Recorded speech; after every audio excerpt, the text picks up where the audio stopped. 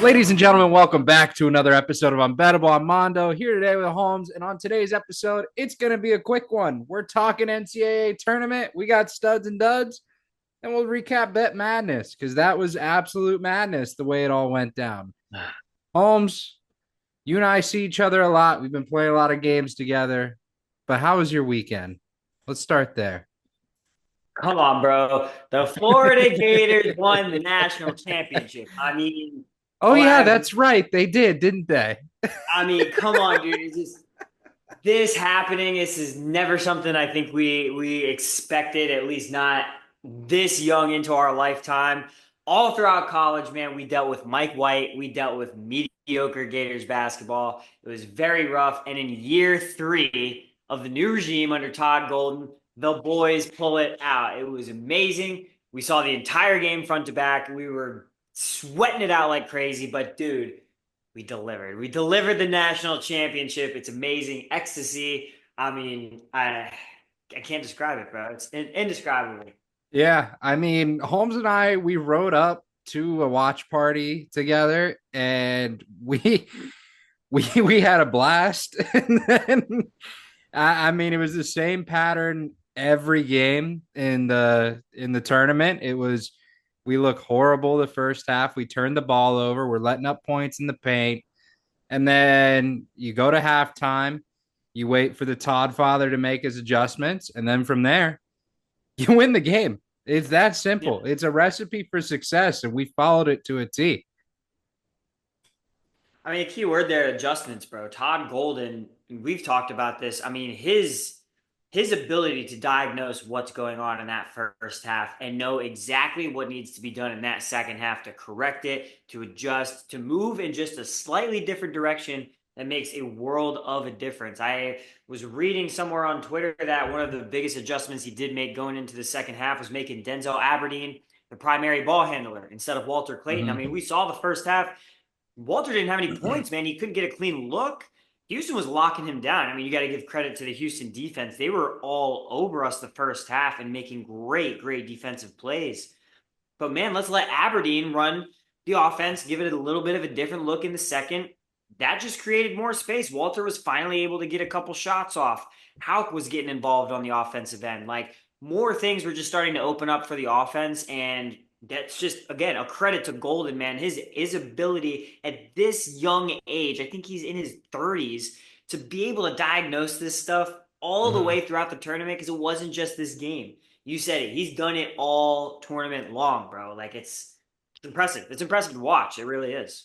Yeah, I mean, two additional shout outs. You gotta give one to Walter Clayton. First off, for the whole tournament he had, but also in that first half, you can't hit a shot. You're getting locked down, double teamed. You move into a facilitator role. You rack up the assists. You're getting boards. Like that's the sign of an NBA player. If shots aren't hitting, you're finding a way to contribute. And Yeah. holy hell, did he contribute? And then you got to look at Will Richard. I mean, the first transfer in the Todd Golden era, bought in right away, and he balled. I mean, he had his average points per game in the first half in like 10 minutes. The guy was nuts. So it's hard to talk about anything other than the Gators right now. I mean, they were just dominant the whole tournament. Everyone slept on them because of all the media bias towards Duke and the Houston team from that's on the what is it the promised run or whatever it is. I can't think of the wording. You got Auburn, who's this number one seed. Nobody's covering the Gators. You know who covered the Gators the whole year? This podcast right here. And you know who picked them to win it all this year at the very beginning of the season? This podcast right here. So if you really want some real media, I recommend subscribing to Unbettable and following us along because we clearly know what the fuck we're talking about. Because if there's one stud, Holmes, that I have coming out of this tournament, it's not the Gators. It's the fact that Unbettable is the most credible sports betting podcast on the motherfucking planet right now. That's what it means. Yeah, dude, you absolutely tore apart March Madness. It wasn't even fair. Say the record for the people. 46 and 21. We improved from 67% last year. We're up to Boys, 69% this year. Nice. You know what else is nice. nice? The fat money I just put in my wallet. That's nice too. If you I didn't mean, follow that's along a for the run or you ridiculous didn't record. have faith, fucking A, man. I'm sorry. I'm sorry you missed out. Lots of money was made. A ridiculous record. You're well over 50%. You crushed what you had last year, which was already impressive for the first time that Mm, we were ever doing this, betting all of the March Madness games. You hit at a 67% clip. Dude, we talked about this in the car. You were like, man, it's a bold move to use the Michael Jackson template and say, I'm back and I'm going to do it again. Backed it up, bro. You backed it up. You I were had to. even better than you were. So very, very impressive. An amazing, amazing year. And now next year the goal is 70%, dude. Now we got to climb even Yep. further next year. Look, I'm gonna take full advantage of this extra sleep I'm gonna get. No longer having to research anything. I'm gonna take a little hiatus from betting for a week, and then I'll return with some baseball and stuff like that. But I just need a couple days just to chill. It's been a lot lately. And so there's a lot of games that go back and forth on. I mean, especially at the beginning, the round of 64, the round of 32. I mean, you're ripping 12, Mhm. 13 games a day at least, you Yeah. know? Yeah, I was sitting in the office and it was like everyone was coming in around me. I was just sat up in the conference room. I had all the games on the conference room television. Everyone would just come in, hang out, see what the picks are, cheer, boo, whatever. It was so much fun. I love working in sports because you get to do this. So it was just such a good time this year, man. It was not as stressful. It was a blast. Hell yeah, it was, brother. But Holmes, as if it wasn't clear enough already, we already mentioned him. But who's your stud from this weekend? Course, like you said, the Todd father, Todd Goldman, year three. Like we said, in this Gators regime, I mean, for him to reach the mountaintop this early in his coaching career, a lot of people are going to be starting to talk about him. This guy had a chip on his shoulder to be able to do this and prove a ton of people wrong and do this at a very impressive program. You know, Mm-hmm. Florida has been known to be a good basketball school. I mean, you could probably put us in the blue blood conversation at this point with three national Yeah. championships now. We're also now the only school to have three national championships in both basketball and football. Gator Subtle boys stay flex, but hot. Gator boys stay hot. So Todd Father, man, his just like we said, beginning of the podcast, ability to adjust, rally the boys. You can tell the dudes love playing for him. Mm-hmm. You can tell. I mean, he is everything that we want in a coach. All of the rumors that happened at the beginning of the year, everything that he was cleared of through his investigation, he overcame all of that BS to still get his boys to the top and become the kings of college basketball once again. So the Todd father, Todd Golden, you are the stud of the week. And honestly, stud of the goddamn year, bro. Yeah, bro. Absolute superstar. But with the studs, we have to talk about the duds. So let's get right into it. My dud is the Denver Nuggets front office. Holmes, I don't know if you know this about the Nuggets. They're a pretty good basketball team, won a championship a couple years ago, have the Are, best player on the planet, arguably are. top 15 player of all time already in his career. Great supporting cast, looking to make a deep playoff run. Oh, and they fire their head coach and GM today. Uh, can you piece that puzzle together? Because I certainly cannot. I can, man. I can. I am the only thing that comes to mind, and it's very unfortunate when news like this comes out. I mean, we're what 3 or 4 NBA games before the playoff starts. I mean, mid-April they're about to get cooking. So this does not make any sense. Like you said, it's just we're a couple years removed from the Nuggets winning a championship. Malone is a great coach, and the Nuggets have been a pretty damn good organization. But for now, the GM and the coach to go in one fell swoop, could this be like something a little deeper, maybe criminal activity that's going on that is maybe going to come out in investigation, later details? I mean, we're kind of left in the dark and Mm, guessing a little bit of what's happening right here.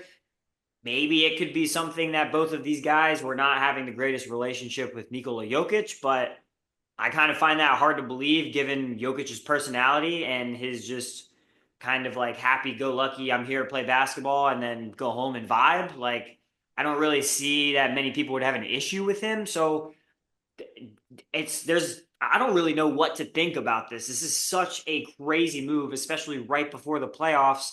And for a team that's what, a 4 seed right now? Yeah. They're legitimately in the playoffs. They're not fighting for the play in. No. They're not going to have to be on the outs. They're literally in the running to win the West.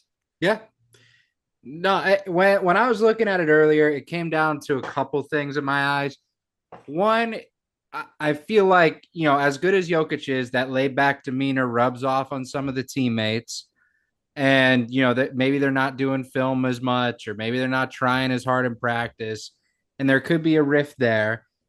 I could also see just a differentiation in coaching philosophy, coaching styles, whatever you want to say, between him and the owner of the team. And the owner may just not like him. And that, at the end of the day, it is what it is. Yeah. I think it's crazy to fire your coach and GM 4 games before the playoffs. That is asinine. You guys are gearing yourselves up for absolute failure. Uh, I don't understand it. I really don't. If you did it, you should have done it after the season. Yeah. That's crazy to me. And I just one more point too. It's this to me would feel like this is the year that you want to have Malone as your coach in the Yeah. playoffs because at the Nuggets they're not the most talented team out in the West. That they're not. OKC is way more talented than they are, but Yeah. they're also young as hell and have never played in a playoff series like this before. So if the Nuggets somehow match up with OKC, I know everybody's going to be on OKC, but you kind of have a little bit of a coaching and experience advantage here. You've been here before. OKC has not. Maybe you can say the same thing about the Lakers. Yeah, the players have been there. This is JJ Redick's first time as a head coach. How's that going to go in the playoffs? I don't know. I mean, there's concerns out there that like if you have an experienced coach that has been there before, won a championship, that might give you a little bit of an advantage against some of these teams out here this year. Yeah. So again, like you said, if this was to be done, in my opinion, should have been done after the season. I have no idea why right before the playoffs you're going to make this move. But if you go out in the first round, you're like, oh wow, we could have waited like a week and Yeah. a half to do that, and it wouldn't It, be a big deal. it's just so weird. And I think it's keeping up a trend of just the weirdness of the NBA this year. I mean, you kind of kick it off with the Luca trade, and then from there, I feel like things have started to spiral. Um, I don't know, man. It's just a weird time. Yeah. I I'm not excited for playoffs this year. Usually I am. I don't really care. Like I'm in such like a weird spot with the NBA, and I know a lot of people are too. So it's just such a weird product they're putting out, and I don't know. Not really feeling the NBA, but who's your dud of the weekend? I am going to go with the officiating staff of the national championship I knew you because would. I mean, of course, we're gonna praise the Gators for winning. Obviously, it was a great game. Like we loved watching it, but men were there a lot of times in that game where not only did I feel for Florida, but looking back on it now, you feel Yeah. for Houston too, dude, because that officiating staff was a tale of two halves. Hmm. And it just kind of going back, watching a little bit of the game, that first half was very, we're going to let the kids play and we're going to kind of see if they can like establish themselves, their styles. We're not going to be too crazy. As soon as that second half started, I think Florida rattled off like 3 fouls in the span of Hmm. 9 seconds. A couple minutes goes by. Houston then racks up like 4 or 5 fouls in a minute or two. Yeah. Both teams are in the bonus, I think, with 10 minutes left in the game, maybe way more time than that. And I Hmm. was like, what happened here? Why was this just completely flipped on its head? And why is this game being called a completely different way now? Yeah. Did that have a hand in the Gators coming back in the second half? I don't know. But I will say that you could obviously see the frustration coming from both teams, both coaches, with just the way that was handled. Officiating just needs to be consistent. That's it. like I just don't understand why they're not able to do this more on a consistent basis. We talk about this way too much. And in the biggest game of the year in college basketball, this is like a topic of discussion that I'm hearing in sports talk radio, sports Yep. talk shows. We're talking about it right now. I mean, why is this shit being talked about? It should be how great the game was, how amazing Florida was in the game, how Houston's going to gear up with a chip on their shoulder to come back next year and get that national championship. Like, but instead, it's the goddamn officiating because it sucks God damn, man. Doesn't it get exhausting every single sport? We have to deal with some horseshit refs. every At time. what point is enough enough? I mean, we're inventing AI all the time. We got automatic ball and strikes in the minor leagues. Like, when can we get a fucking fake ref that's going to call everything 100%? Because, honest to God, I hate watching sports when it's a goddamn ref show. I hated watching the second half of the national championship, even though we fucking won it. I couldn't stand watching it. I felt horrible for Houston. I felt horrible for us. And you're right. It needs to be consistency. And I'll give it to them. They were consistent in each half. They were very good in the first half. And they were consistently horseshit across the board in the second half. I mean, it was terrible. At least everyone and their mothers can unite around the fact that officiating has single-handedly ruined sports. Single-handedly ruined sports. You see it with the Chiefs in the NFL. You see it with goddamn Angel Hernandez in the MLB. You got just everywhere, bro. Everywhere. I can't keep watching this shit. I feel for Houston. You know, it sucks that they lost. I'm happy we won. I just wish the kids got to play that second half as they should have been able to.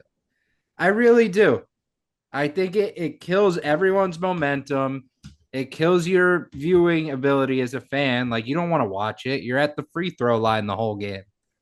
Like, enough is enough. And sports makes billions, billions, hundreds of billions of dollars. Can we invest in some AI, please? Just technology, something to just help this be not such an epidemic, bro. Because it's all we talk about across sports now. It seems to become very prevalent, especially in championship games, in games of high stature that are having a lot of eyes on them. There's always some things going wrong with the officiating. Mm-hmm. Shouldn't be a topic of conversation, man. Sports should be the actual topic. Yeah, to a T, man. But hey, go fucking Gators. We won. We're moving on. Our podcast is unstoppable right now. The boys are hot. We're staying hot. The Mavericks are beating the Lakers. Tyreek Hill got the cops called on him. Shit's happening. I don't know where I was going with that, but shit's happening right now. I don't know. I thought you were gonna have a pretty good ending for that one, but I was yeah, building it no. up and then I lost steam. But I know what I Tyreek remember. Hill news. Tyreek Hill news. What do you think about that, real quick? I do want to wait and see more of like what happened. Yeah, But my came out. main, like, I am sick and tired of him getting into legal trouble. Either fix your shit or get out of the fucking league. I'm sick of it. I think every other fan of the sport is sick of it as well. So, if you're gonna keep being a piece of shit, go play in fucking Canada because we don't have time for this. Um. Got you, bro. Oh yeah, now I remember what I was going with that. If you enjoyed, please make sure to like, subscribe, share with everyone you know. We'll see you on the next episode. Peace.